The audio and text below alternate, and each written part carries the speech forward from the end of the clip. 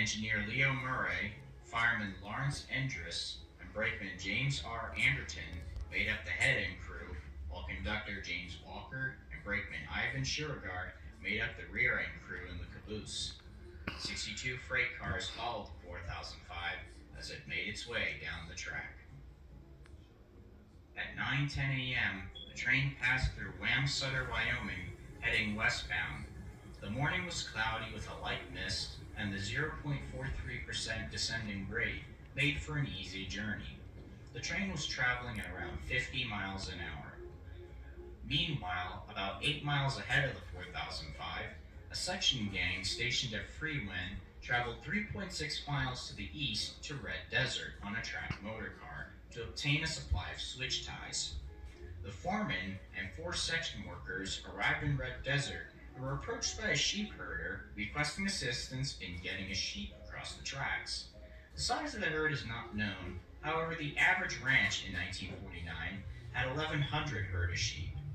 The foreman called to receive a track lineup which read that 4 trains were due to pass through going both east and westbound between 9:15 a.m. and 9:55 a.m.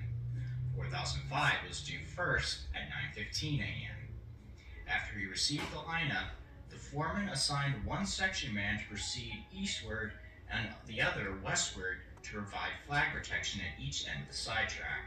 After one east and westbound were to pass, they would be providing protection for the sheep herder.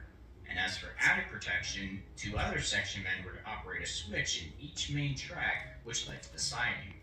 This would display a block signal down the track in each direction, warning any unannounced approaching trains to slow down.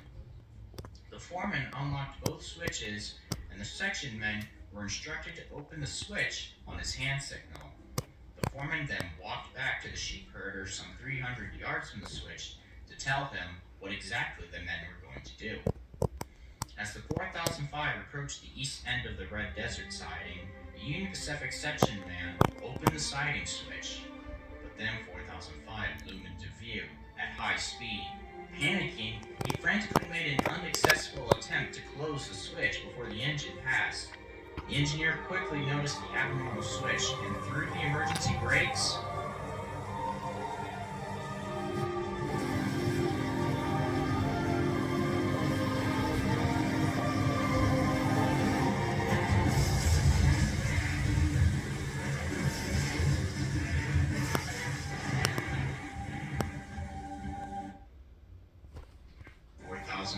Entered the switch at 50 miles an hour and toppled onto its left side, sliding down the line, tearing the rails apart.